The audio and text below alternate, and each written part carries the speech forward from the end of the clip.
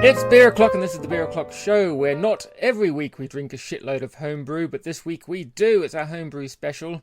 And joining me in his DIY brewer's kit made out of gumboots and a boiler suit is my beer mentor, Steve. Hello, Steve. Hi, Mark. How you doing? I'm doing very well. How are you? I'm good, thank you. Also joining us are the homebrewers of the moment. We've got Dave Harrison Ward. Hello, Dave. Hello. We've got Ady Goodrich. Hi there. Ady, hello. Hi. And someone who some people might recognise from the live lock-in a little while back is Carl Marshall. Hello, Carl.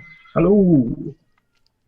It's great to have you all on. We have 4 beers to get through. For tonight, we have a Black Forest Stout from Dave, which is 5.2%. We have a Red Rye IPA from Ady, which is 5.5%. And Carl Marshall decided he was going to be a smart-ass and send us 2 beers with labels with absolutely zero information whatsoever. There's the one called Free Beer, another one with a question mark on it, which I think someone has dubbed the Riddler. So, Carl, are you going to actually tell us what style these beers are, or what ABV, or anything about them? Can you remember? No. Yeah, I could do actually. Yeah. Helpful. Which one do you want to go for first then? I think we're going to start with the Riddler, mate. Yeah. Okay. Yeah. Okay, then. That's 3.5%.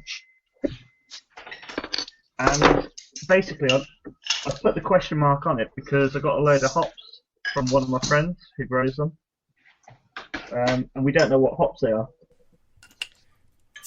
Right.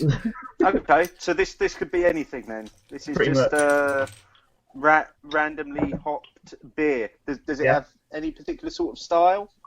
I was trying. You'll hate this. I was trying to go for a kind of traditional ale more than anything. Just a normal amber, but yeah, it's come out very, very malty. Not much hops coming through. It's got a huge bloody head on it as well. Yeah, yeah. Well, I've got some decent head on mine.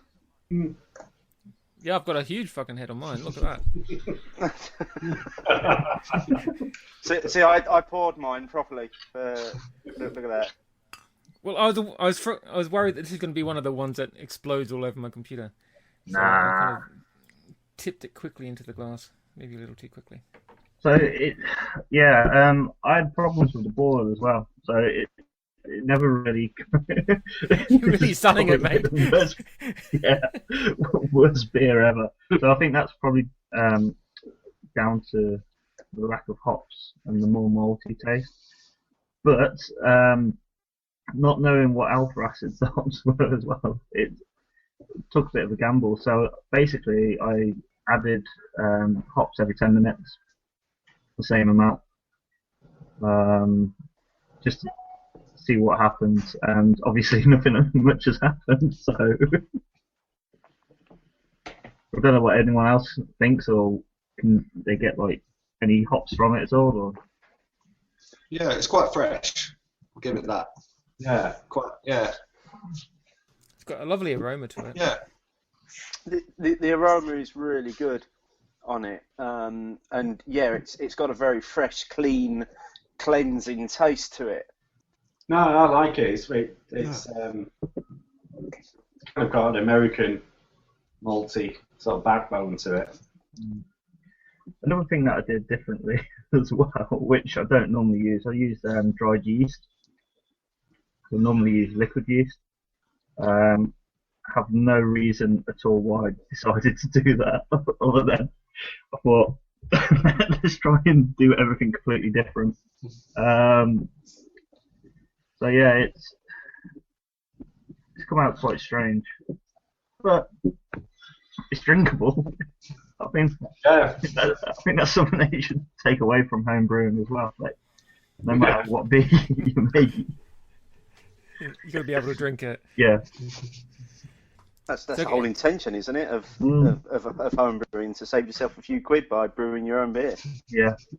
So, can any of you guys guess what hops are in this? I've got a feeling it's either Fuggles or East Kent. Now I But- do feel like you've brewed this for me especially, Carl.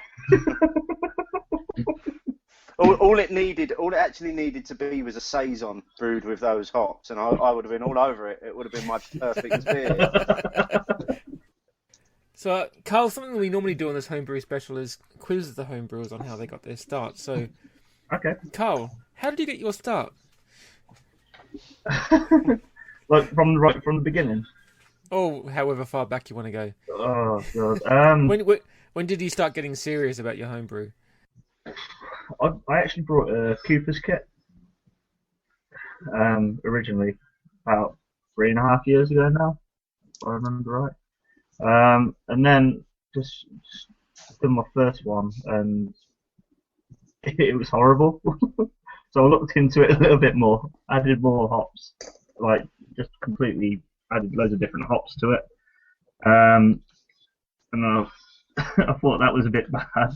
Then so I decided to do a chili beer from extract, which yeah, which wasn't too bad actually.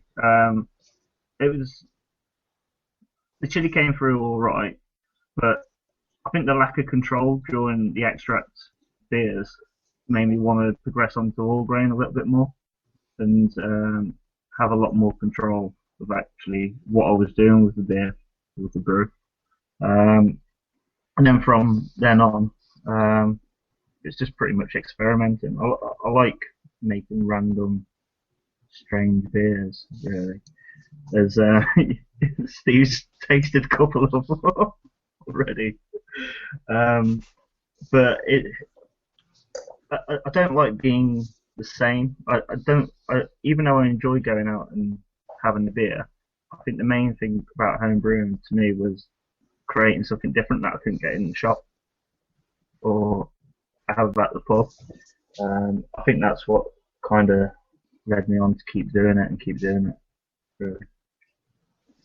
And you brewed a sour recently, didn't you? Because you sent us a couple of bottles of that to try. Yeah. How did that process differ from the normal brewing process? What do you have to do to get that sour flavour Basically, in the beer? Add bacteria to it, nasty bacteria. Well, I wouldn't say nasty bacteria, but different bacteria. And basically, I never boiled the fruits that I was using for the taste of the beer enough, so they weren't sterile. And then once I added the fruits into the conditioning, it kind of added bacteria to it as well and made it sour. I left it in there for about 2 months. It just kind of grew and got sourer and sourer. Were you happy with it? Were you happy with what it ended up tasting like? Not at first, because it was way too sour at first. It needed to settle in the bottle for at least another 2 months after that. But yeah, I was. It was a strange process to actually go through because it took so long. Is that the one you sent to me? Yeah. Yeah, I tried one of those. Yeah, no, that was really nice. Wasn't at all how I thought it was going to be. Yeah, that was it, because I think the different fruits that I was using, it was apricot, cherries, I think there was some blueberries in there as well. It was quite tangy, but the base malts were quite fresh. And the hops that I used as well, if I remember right, I think I used a bit of Citra in there, and those like orangey hops, I think Brewer's Gold, and that like fruity aromas. And a little bit of bitterness in there as well. It kind of worked, but you had to wait a long time to do it. That was the problem. I wanted to drink it all straight away. So what do you guys think of the Riddler? That's what we call it. Well, very pleasantly surprised. I think it's really nice. Oh, okay. Yeah. Thanks. It's certainly sessionable. At 3.5%, you could keep going on this all day. It's got a good body to it, yeah, plenty of mouthfeel to it, and yeah, nice, fresh, easy to drink. Yeah, I don't think you could really ask for more from a 3.5% beer. You know. No, it's definitely got a lot going on for low ABV beer. Steve, do you want to go on to the free beer, or should we give one of the other boys a try? You know what? Let's give the other boys a try, and then we'll come back to the free beer at the end, like the Joker in the pack. All right. You just don't know what to expect from it. Well, let's maybe point out to drink mine last because it's very rich. okay. Okay. I was about to say let's move on to the Sweet Loaf Brewery Red Rye IPA from Ady, which has, Jesus Christ, it's like a Kernel bottle. This it's got Columbus, Citra, Simcoe, Chinook, and Mosaic hops in it. Oh, lovely aroma, just spilling out of the bottle of this one. Yeah, there's a few hops in this one, that's for sure. Yeah, you can smell that a mile off. Oh yeah.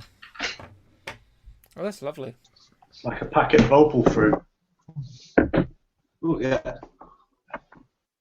Woo! Oh wow! in the glass, that's and that literally is like sticking your head in a bowl full of fruit, of crushed fruits, and just leaving it there for a few seconds. That is some stunning aroma coming off of that. Oh yeah, that is gorgeous and sweet and fruity and everything. Yeah, and it looks good as well. It's got a beautiful colour to it, and it's a lovely thick head on it as well. Yeah, it's not quite cleared. I think a couple more weeks and it'd probably be a little bit redder and a little bit clearer. But I don't think that matters too much. No, bit of craft haze. Yeah, craft haze, exactly. Yeah. Yeah. I think we're all used to a bit of murk these days. Yeah, aren't we? yeah. Yeah, you see, there's no finding agents in it. That's why it's cloudy still, natural. All right, let's get into this one then, guys. I'm looking forward to this. Cheers. Mm.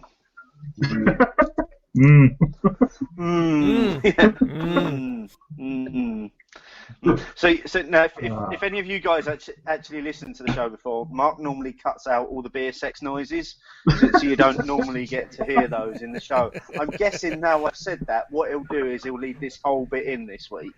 Oh just to prove a point. Absolutely. I think it'd be well deserved. There's lovely flavour on this beer. Good. I'm glad you like it. I thought the rye was a little bit too overpowering at first, but it's coming together a bit more. I think the rye is coming down and the hops are coming up, so that's why I was thinking in a week or so it would probably balance out a bit more. At first it wasn't quite right, but it's definitely going in the right direction. Yeah, nothing wrong with rye. I love rye. That's spot on. That I'd buy that. Oh, good. I'm sure he'll let you know where you can send a check later. Yeah. Yeah. I might make a big pile more on this then.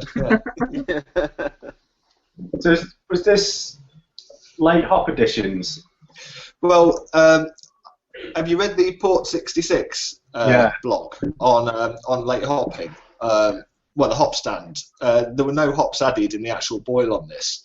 I read that, and I did the first wort hops, which was about 10 grams or something like that to get the bittering up, and then a whole pile of hops were added 80 degrees after the boil. So no hops were actually added during the boil on this. Then there was the dry hops as well. So, I mean, that's nothing in the 90-minute boil. Yeah, I think that shows that works very well. Yeah. So, Ady, how did you get your start, or what's the furthest back you're willing to go as far as your home brewing goes? It originally started when I had kids, so I stopped going to the pub as much. I was buying real ales to drink at home, and everyone came around and started drinking them, and it was getting really expensive. So I thought, right, okay, I'm going to save some money by making homebrew. Got myself a kit and a fermenting bucket, but of course the kits don't taste that good, do they? So I spent about a year doing kits until someone showed me an all-grain beer he'd made.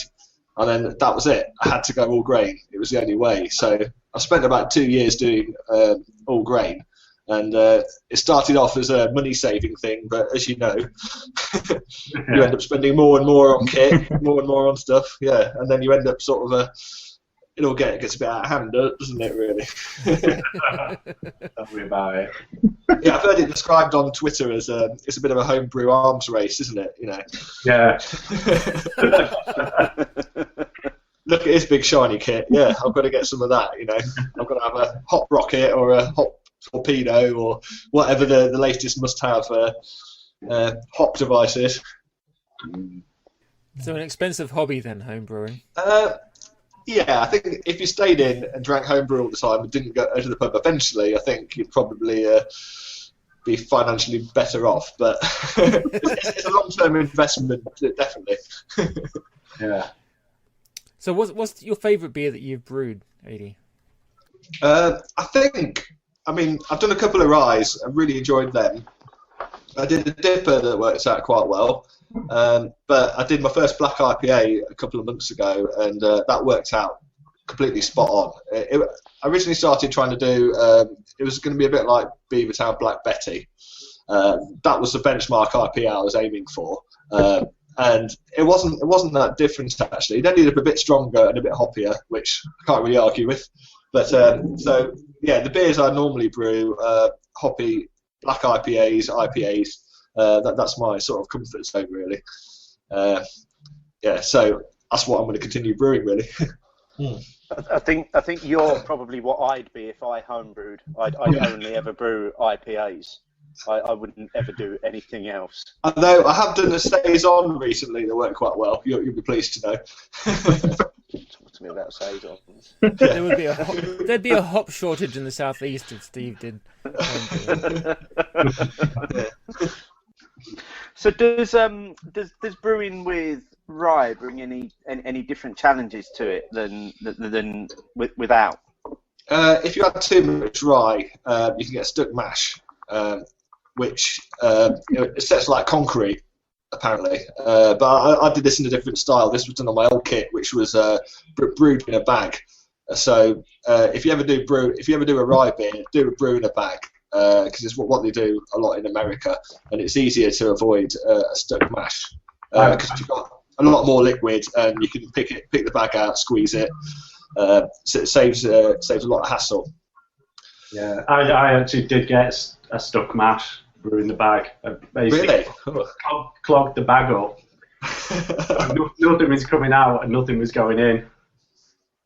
So how did you get over that? Well, you keep squeezing, then the bag splits, and then you just make the beer, and I think it worked out about 3.5%, and it was supposed to be about 6.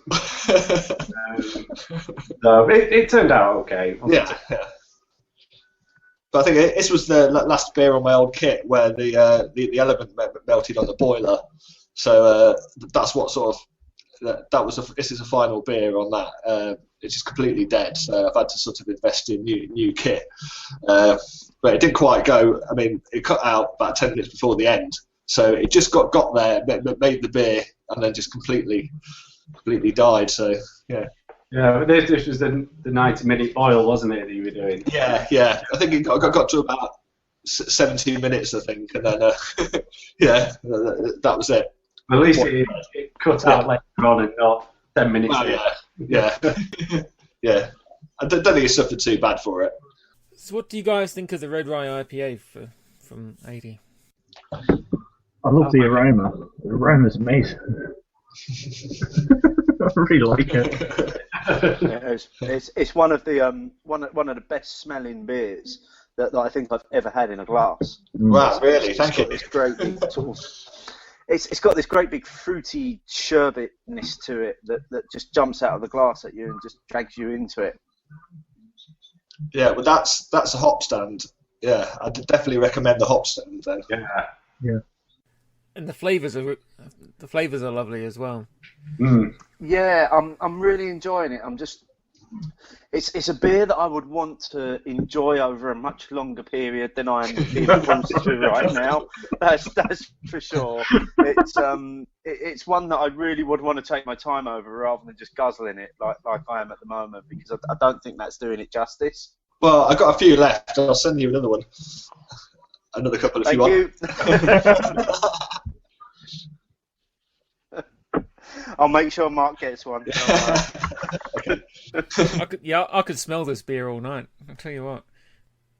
Yeah, I'm just going to sit here and sniff it for a few minutes. Yeah. It's got a peculiar, I don't know if peculiar is the right word, taste down the middle, which isn't the hops. Is that the rye coming through? Yeah, that's the rye. There's like a bit of a spicy aftertaste. It's only like maybe no more than 20% of the grain bill's rye. So there's a bit of pale rye and a bit of crystal rye in there, and the rest is like normal pale malt and trying to think what else I put in. A bit of wheat malt, but they're all sort of pale malts apart from a little bit of rye. Yeah, I can pick that up. It's really faint though. Yeah. You have your mouth filled with like the bitterness from the hops and all that, and the lovely malts, but there's this peculiar thing in the middle, which I'm not used to. I don't drink a lot of rye beer. Yeah, it's really nice. Well, I don't think we've ever done a rye beer on the show before, mate. I think this might be a first. I do drink beers outside of the show, Stephen. Yeah, occasionally you do. Occasionally, yes, I was just pointing out to those people that have maybe not been with us since the beginning. I don't think we've ever featured a rye beer on the Beer O'Clock show before. Oh, I mean, it was Beavertown 8 Ball that inspired me to brew my first rye. And Beavertown were actually, when I put it on Untapped, and they said, "Oh yeah, this is great, this 8 Ball. I love it. I need to brew one of them myself." They actually tweeted me back and gave me a whole bunch of tips on brewing rye beers and told me the grain bill and everything. So they were really helpful and really encouraging on how to brew a good rye beer. So hats off to them for sharing recipes. Really, really helpful. I think that's really cool of them, and yeah. What you've actually managed to do there as well is prove that I know nothing about the history of our own show, because we've featured Beavertown 8 Ball before. Oh, okay. So clearly we have featured a rye beer before, and I don't imagine for a minute Mark will cut that out either. Oh God, no! And I'm pretty sure save my embarrassment. I'm sure we've done a rye on another homebrew special before. Probably. Sure It just goes to show that I don't really pay attention from one week to the next. Unless it's called something rye beer, then you just wouldn't know. Yeah. Nor would I, to be honest. That Ady, nice beer, mate. Yeah, nice one. Well, that was lovely. Yeah. Thank if everyone likes it, that's me happy, basically. So we're going to keep the Black Forest Stout for pudding. Yes, we are.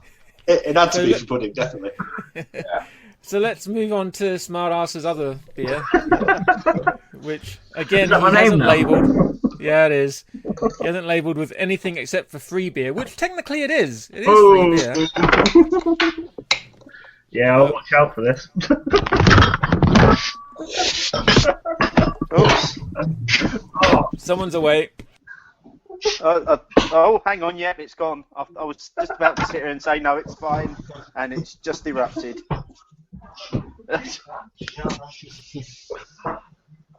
I've prepared myself with a towel. Yes, so did I. One of these tweeted that earlier on. That make sure you've got a towel. Mine just won't stop now. Stop. Right, let's try and get this in the glass. That'll calm it down. Oh well, while you're all just tidying up, I'll just finish up Ady's beer.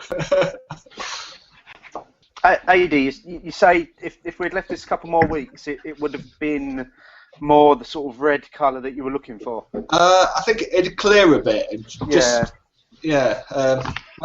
got a few left, so I can always send you another. Yeah, because I know we've been chatting to you guys for probably about 6 months now. Yeah, in the lead up to this show. Sorting out the beers to make sure we don't end up with two of the same styles, and I know you've been keeping me abreast of the progress with the beers, and there were a few tweets a couple of months back where you were talking about the colour that you were aiming for and what you were hoping for. How has it matched up to your expectations? Is this what you were after, or is there anything in there that you'd want to change for next time? I think, well, more or less. I mean, it's not quite as red as I wanted. Previous ones I've done have been a lot redder, and I'm not quite sure whether it's because I used a different rye or a different. Because like going back to 8 ball, it's quite dark red, isn't it? It's like a really sort of rich colour, and this is more like it's red, but it's not quite as dark as I thought it would be.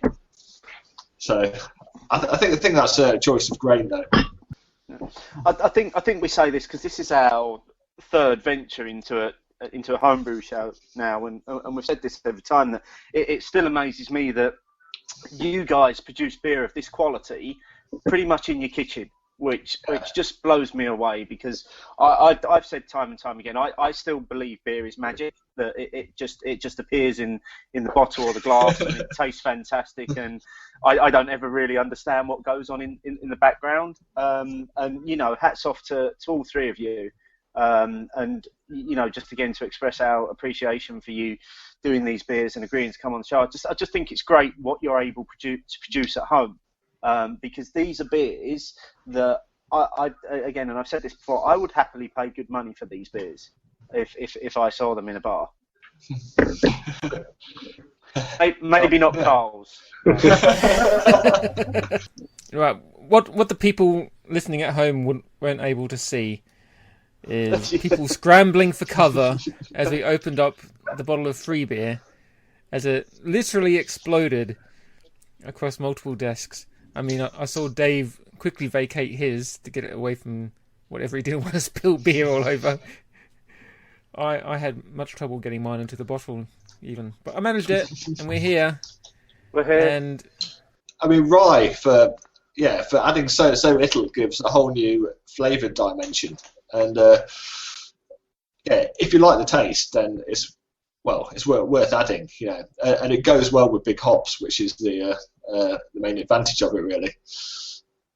Have you tried to brew this beer without the rye to see if it comes out the same? Is that something you've done, or you're interested in doing, maybe? Well, I've done another IPA now on my new kit.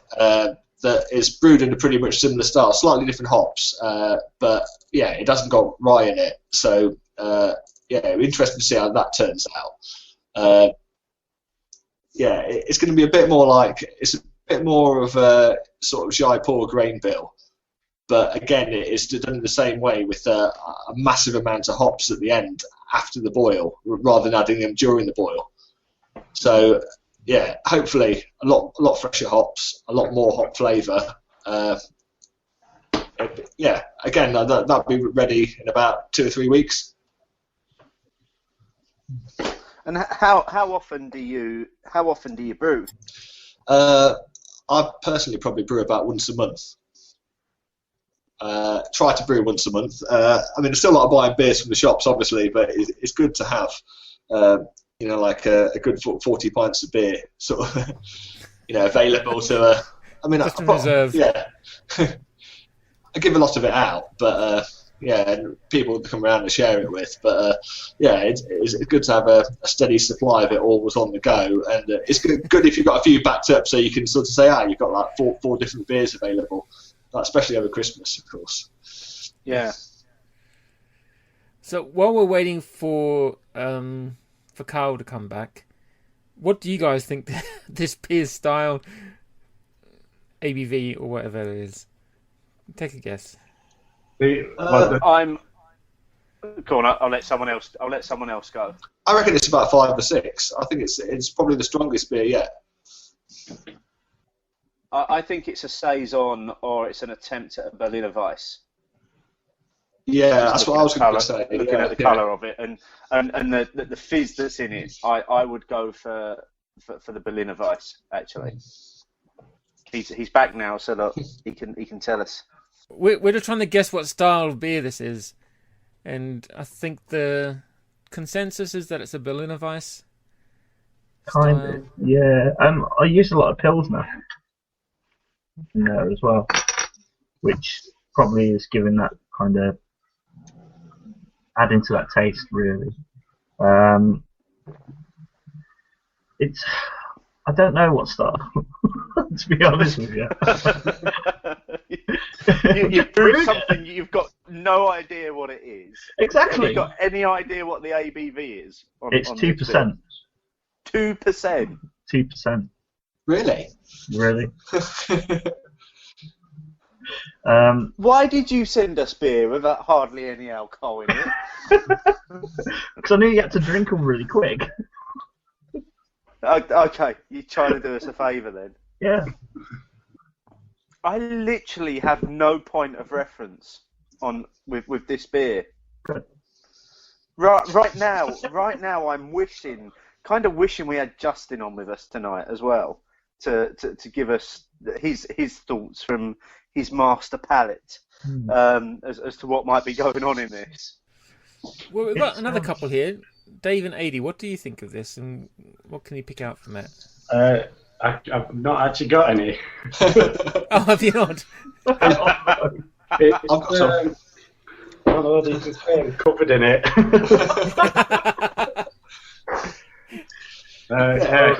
Currently in the sink, spewing its guts off. All right. Ady, sorry mate, what do you think? It's like a wheat beer. Yeah, quite a nice sour taste to it. I mean, once it died down, it's actually pretty nice. I think more of a summer beer, I think. But I could drink this. Yeah.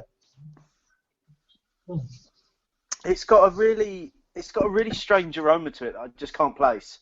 Yeah. It's one of the more challenging beers that I think we've been faced with on the show. It's a polite way of putting it.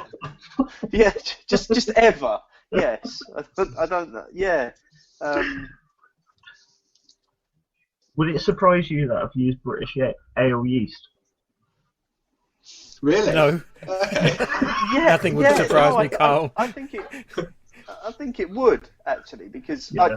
I absolutely convinced myself that what was in that glass was a Berliner Weiss because of the colour of it, because how fizzy it was as well, and I was like, brilliant. He's brewed a Berliner Weiss, and apparently not. It's this British ale wheat sour lager pilsner 2% hybrid. Has it got fuggles in it? No. Okay. If only you'd brewed a saison with fuggles, that would have been amazing. Maybe that might be my next one. What hops are in it? Are there any hops in it? Yes. But he doesn't know. He's got no idea, probably. A lot of Citra went into it, actually. Okay, yeah. Admiral. A lot of Citra and Admiral, mainly, went into that. It is actually quite nice. I find it quite refreshing, really. It's quite a easy drinking sort of, yeah. In a strange way. Yeah. No. I think we might have played it at the right point, actually, because it certainly helps to cleanse the palate from the beers that have gone before. Before we move on to the pudding course of the evening. Carl, I'm quite interested, mate. Do you just like to experiment with ingredients to see what you can come up with, in all seriousness? Home brewing, yes. Yeah. I think that's the whole point of it, more than anything. If you don't put ingredients together which you wouldn't normally, how are you going to know really what they actually do? If that makes any sense. Yeah. Have you ever brewed anything that's literally undrinkable? All grain wise, no. The only undrinkable stuff that I did do was from the extract, like back in the day. But no, all grain, no. I drink anything. I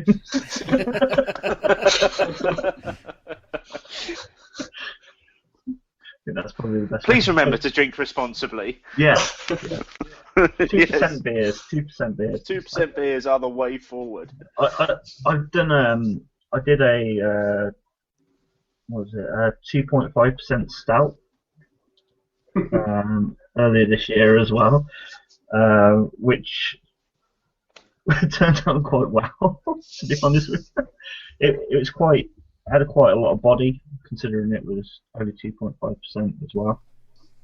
So, I think Harvey's do a low ABV stout, which is quite nice.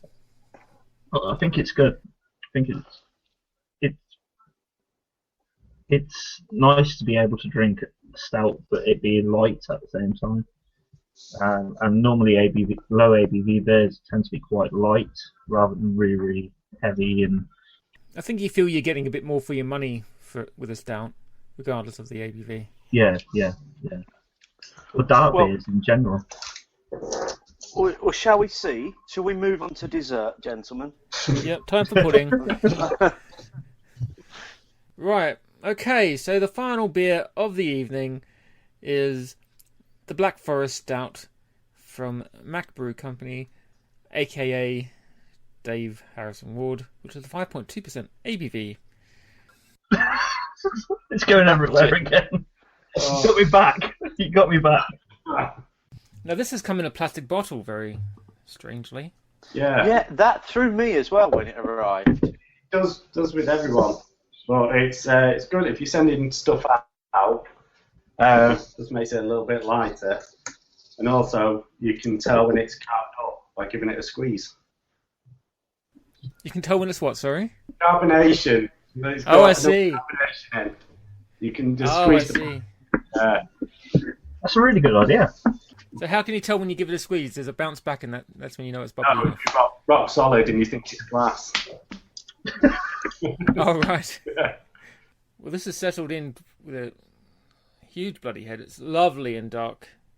Now, I was lucky enough to have Dave sent me a bottle of this last Christmas as well, which I was very grateful for. So when we first started chatting to Dave about coming back on the show, I begged him to rebrew this beer for the show because I really, really enjoyed it last year. Dave, is it exactly the same brew as the first time you did it? No, I tweaked it a little bit. My original recipe, it was my first all grain recipe, and thinking that I'm cocky and whatnot, so I went all out. But luckily, it didn't turn out too bad. But it still didn't sort of hit my my benchmark. It was a bit thin on the body. Wasn't quite a lot of cherry in there. I was missing an ingredient, which was the cocoa nibs. So when you asked me to come back, I thought, I'll rebrew it and try and rebrew it how I wanted it in the first place. And it's nearly there. I'm not 100% happy with it, but it's kind of there. The flavours are there. I think. What needs to change in it for you to get you to 100% on the happiness scale? I think it needs a bit more body.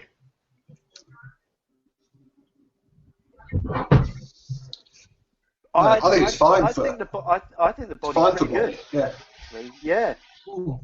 Just being self-critical. Yeah.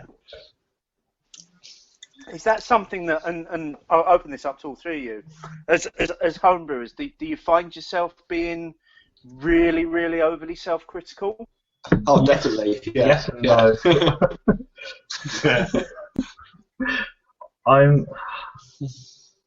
I know that people have got different tastes, so I think that's the joy about home brewing. It's very good to kind of give to your friends, family, and stuff like that. Get them involved in beer and different styles of beer and stuff like that. But I am critical of my own. But as long as other people enjoy it, it's okay, I would say. Or not enjoy it. I think it takes a Ady, what about? Well, What about yourself, Ady? How? Yeah. how critical do you find yourself being in your beers?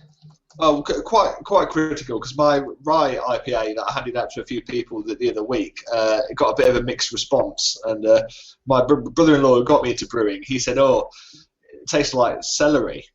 You know, he just couldn't get the.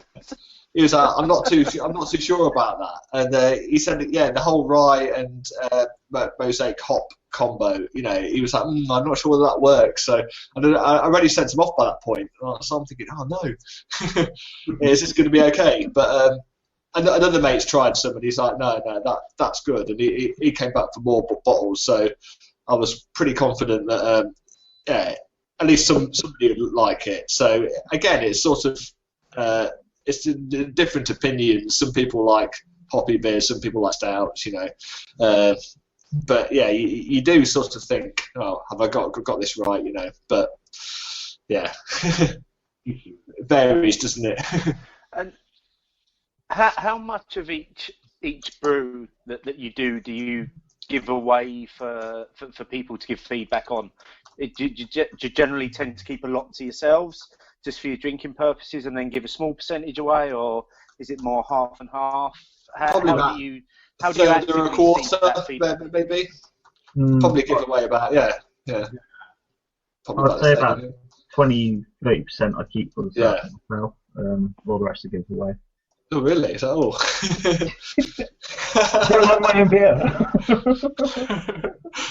I think, I mean, one of the reasons I do it is I'm not left with 40, 50 bottles of the same beer.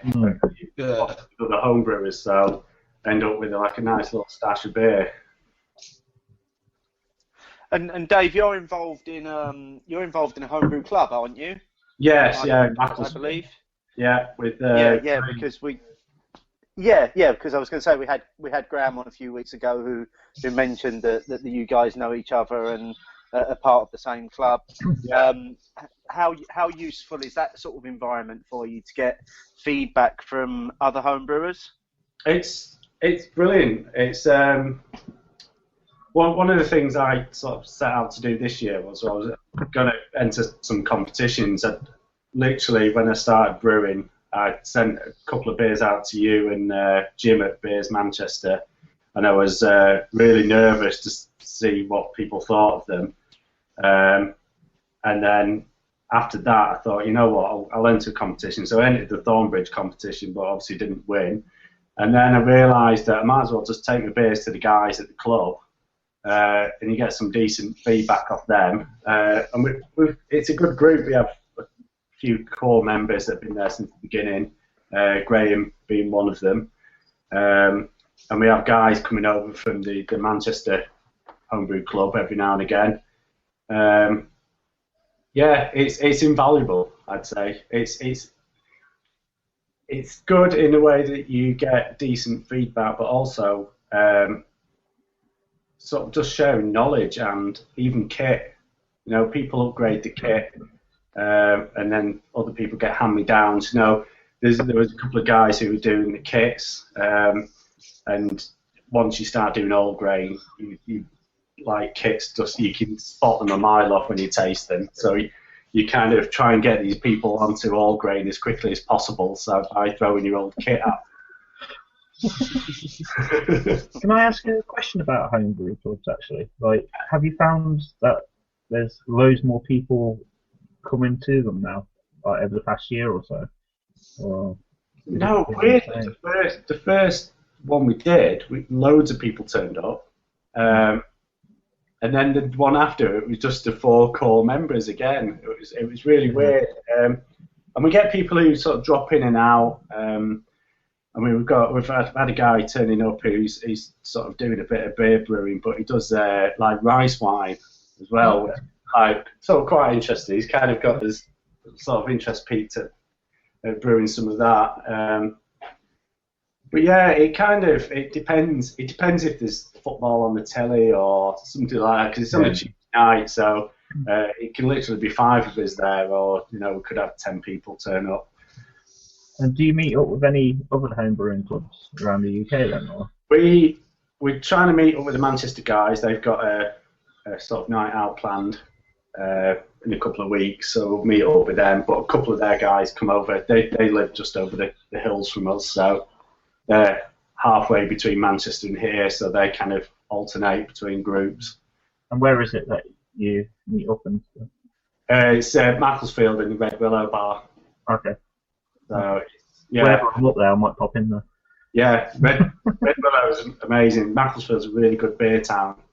I think per capita we've got more taps per capita than probably any other town. Oh. Yeah, That's pretty cool. We're still getting Macclesfield. Yeah. At least, Good pub quiz knowledge there. yeah. So about 10 minutes walk from my front door, I can literally get to like 4 bars and probably find at least some Magic Rock, some Thornbridge, and then other random stuff, Brewface, like Demolin. It's all here. I think you just said the magic word there. Demolin. Dave, have you shared this beer with your club? Yes. They like to have. And I was going to say, what were their thoughts on it? Because I'm really enjoying this. I think it's a definite improvement on last year's one. There's a lot more of the flavours in there. I really don't think you've got to worry with the body. It's exactly the sort of body I'd look for on a stout. It's a really enjoyable. There's lots and lots of flavour coming through in this. I think we've done right to leave this until the end actually tonight. Yeah. I think it's quite rich in a weird way as well. It's got a lot of lactose in it. Yeah. About 9-10% lactose. I wanted to emulate the cake, so I think it has kind of achieved that. So I'm quite pleased in that respect. Is this the third batch? Have you? Sorry, Carl, what did you say? Sorry, is that the third batch that you've done now? Yes, the last batch that I did is currently spread all across the ceiling. Today it was overcarved would be an understatement. I opened 2 bottles indoors and I've basically got to redecorate the ceiling. The rest I opened underwater, and even then they were dangerous. Oh okay. Wish I never asked that question. So some of the perils of homebrewing, eh? Yeah. I mean, when you plan a recipe, you kind of pin it down, and then you tinker with it, like as you're brewing it, and you shouldn't do that. You should just leave it, go with it. And yeah, now I was changing it at the last minute and throwing stuff in late on, and yeah, totally screwed it up and paid the price. So what does everyone think of the Black Forest Stout? I think it's spot on. It's really good. Yeah, it does actually taste like Black Forest Gatto. It's amazing. Okay. Yeah, I'd agree there actually. You've got all the elements of a Black Forest Gatto coming through in there. You've got the sweet sourness of the cherries. You've got the richness of the chocolate, and then there's even that little bit of cream in there as well. Yeah. And it's an incredible beer. Thank you. Did you just put like a Black Forest Gatto in it at the end? Instead of dry hopping it, Yeah, dry hopped with a Gatto. Yeah. Boiled it up, threw it in. Yeah, a little scoop of ice cream in this would be really nice. Yeah. Have you actually have you paired it with a Black Forest Gatto? Yeah, to see if it works.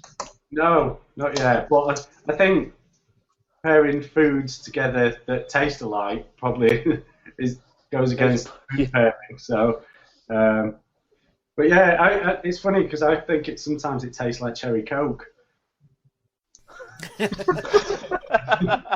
That's all we're all going to get now, isn't it? We're going to drink more. We're just going to it's like cherry Coke. I think it's the carbonation of it. It's got quite a fizz on it.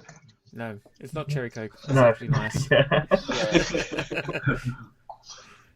No, I'm really liking this. I'm really liking this one. It's a really good stout for this time of year, isn't it? It's a real beer that you'd want to drink over the festive season. Well, that was it. The reason why I brewed it in the first place was to do Christmas beer, but not unusual Christmas beer that everyone else does. So I just chose a popular dessert. I think I'm really, really impressed how you've managed to make it taste like a Black Forest. Like, it's really, it's nice. Really, really nice. Don't change it. Don't change it for next year. Just keep it the same. Yeah, and keep us all on your mailing list every year, because this is a beer that I would have to drink year on year. Brilliant. Have you got fuggles in it? Have we got what? There's fuggles in it. I've got some Northern Brewer. One day we're going to have the all Fuggles Homebrew Special, just for Steve. There you go, there's a challenge. The Fuggles American IPA. Why not? Yeah. Right, guys, thank you very much. Let's run through where we can find everyone. I know that Carl is at the Bearded One on Twitter. Yes. Ady, where can we find you, mate? At Ady Goodrich, which is ADYGOODRICH, or if you do a search for Sweet Leaf Brewery, I'm under that name, so you should be able to find me there. Cool. And Dave, where can we find you? At Kung Fu Ramon. All one word. And the Brilliant. prize for the most random Twitter name goes to... Okay, guys, thank you very much. We're going to let you go and finish off your beers or clean out your sink or whatever you need to do. Cheers, guys. Cheers. We Cheers. really do. Cheers. We really do appreciate the time that you've taken in brewing the beers and getting them to us and coming on the show tonight. It's been an absolute pleasure. We've got something kicking off, or you've got something kicking off in a little while. Blog-based, Christmas-based, beer-based. Tell the boys and girls what it's all about. Yes, regular followers of the show will know that we're doing the 12 Beers of Xmas again. This launched yesterday on Thursday, so it's now up on the website. My 12 beers are up there. I'll be enjoying from the 20th of December right through until the 31st of December. It's all about getting involved. It's about choosing your own 12 beers, drinking one a day over the 12 days, sharing what you're drinking either on Twitter, or if you want to write a blog about it, or if you want to comment on our daily blog about it. And also we'll be running on Instagram. We're going to do a daily prize this prize, I think. Prize this prize is one of the most hotly contested competitions on Instagram these days. So if you want to get involved in the 12 Beers of Xmas, prize this prize, 2 separate hashtags on Instagram, 12 Beers of Xmas and Cheers Guys. If your picture hasn't got both of those hashtags, it won't be considered for the prize this prize. So yeah, 12 Beers of Xmas, it's up on the website now. Have a look and get involved. I'm keen to see what you're all going to be drinking over Christmas. You're a harsh master, Stephen. I'm sorry, and I know how much you love the hashtags on Instagram, mate. So, and it's the more the better. That's what it's all about at the moment. A screen full of hashtags is the only way to go. It's the only way to go. It's all about the hashtag. Oh, dear me. Talking about Instagram. Yes. What's the Instagram of the week, matey? This week's prize is prize. It was a tough one. It came down to 2 this week. Wasn't sure which one I was going to go with. In the end, decided that maybe it was just a little bit too early to go with a Christmas flavoured prize this prize. Considering we've just said we're going to do 12 days of Christmas prizes, I don't think we need an additional one now. So this week's prize this prize, and another first time winner of the prize, goes to a fantastically happy picture by the brilliantly named Beer Farts.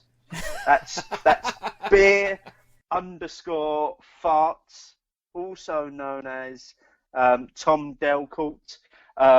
Tom, your picture of a Lego man enjoying a beer in front of a bottle of Camden Pills absolutely did it for me this week. It had every element that you want from the prize's prize. That's up on our Instagram account now. It's also in tonight's show notes. Well done, Tom, also known as Beer Farts. Keep them coming. Lego and beer. What can possibly go wrong there? Congratulations, Mr. Farts. I'm sure you're very pleased with your prizeless prize, and you'll put it on your mantle.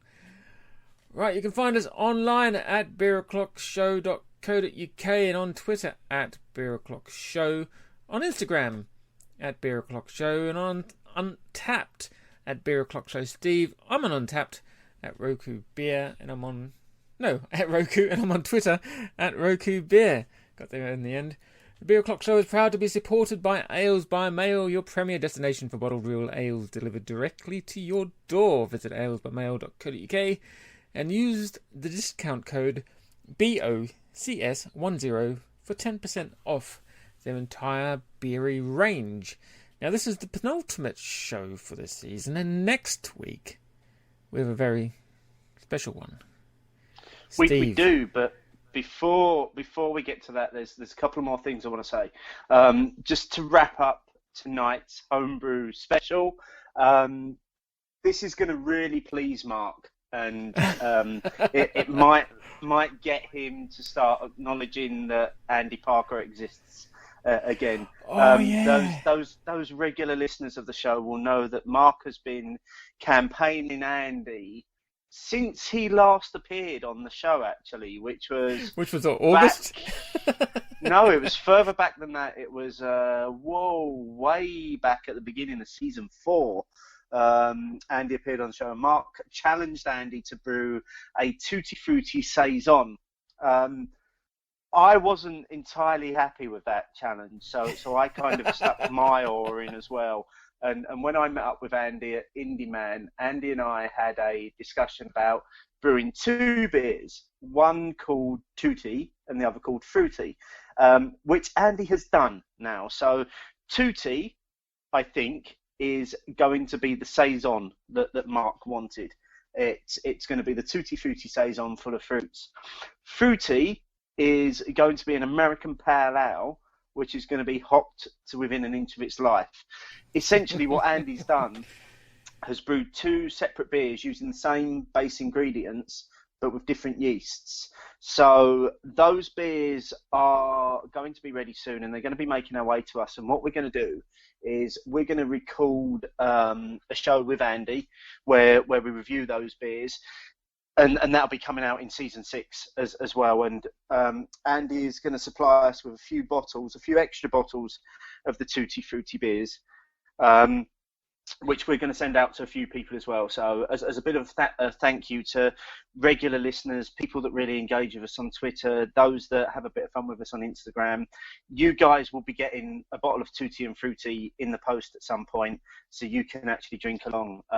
Unfortunately, we can't make it more widely available than that, because there's only so many bottles being brewed. And we just want to say a thank you to those people that have supported us across all of the mediums where we've got a presence. So keep your eye out for Tutti and Fruity coming in 2015. If that wasn't enough, Mark, January the 17th, what's happening on January the 17th? The Beer O'Clock Show live lock-in number 2, I remembered. Boom, there you have it. Featuring Left Hand Brewing's Milk Stout and Nitro Milk Stout. We'll be back live on the YouTubes at 9 o'clock on Saturday, 17th of January, where the assembled guests will be drinking those 2 beers and then many others, and drinking into the early hours of the morning, talking loads of bollocks probably by the time we get to 1 o'clock. But make sure you tune in. It was a lot of fun last time. On next week's show, we'll have Sharona from Left Hand Brewing talking about the beers and talking about Left Hand a little bit as well. So make sure you keep your ears out for that one. Yeah, and just going back to the Tutti Frutti, Brewdog, I know you're listening, so if you fancy getting your hands on it for wider distribution, just contact me for licensing rights. I'll be happy to discuss with you. I can liaise with Andy on your behalf. I was going to say, I think Andy needs to have a part in that, seeing as he's brewed it for us. I will liaise with Andy on his behalf. I will be his representative. But it's my genius, mate. I want a piece of that action. Right. So, right. Next week is our final episode of season 5. It's a special one. It's a very special episode of the Beer O'Clock Show. Stephen? What's going on? Well, it's special for two reasons, mate. One, because you have no idea what beer we're drinking, because you've got a wrapped up beer in a sealed tube that you've had for a few months now that you've not been allowed to open. So you've got no idea what beer we're drinking. I'm pretty much I'm the only person that knows what beer we're drinking. There might be two others that I may have Justin told. knows. I think Justin knows, and I think Sean knows as well. Sean Smith knows as well. And we thought, because it's the end of season special, and because I don't want to lose the opportunity of our listeners experiencing Mark's joy when he opens the package, we're going to try something next week. We're going to live broadcast the show as we're recording. So what you'll get to see, it'll be going out on YouTube through Google Hangouts again. What you'll get to see is me and Mark recording the show as we do it raw. So what you normally get to listen to is this polished, finished product that sounds great. Mark's taken out all the dodgy pauses and the beer sex noises. You're going to get to see all of that next week. If we fuck up, you'll get to see that as well. But we'll be broadcasting live on YouTube, and you can get involved in the show as well by tweeting us messages using the hashtag #CheersGuys, and we'll give shouts out during the show. You can ask questions. You can get involved during the broadcast that will then go out normally on the Friday slot, and you'll be able to listen to the polished product that then comes out the other end. So if you do choose to tune in and watch us, just remember that, as I say, it does normally go through an editing process after we've finished recording. Quite an extensive one. So and considering the beer that we're going to be drinking next week, it's going to be a lot of fun as well. But please get involved. Hashtag #CheersGuys. Next Monday from 8 p.m. We'll tweet the link where you can watch it going on, so you can get involved. And we look forward to inviting you into our final show of season 5. And what beer have we got next week, mate? I'm not telling you. Right, that's it. nearly Sodia. got me. Time to wrap this up. Okay. Thank you very much, Stephen. It's been the highlight of my week, mate, as always. And mine. Until next week when it's the final episode. Cheerio. Bye-bye.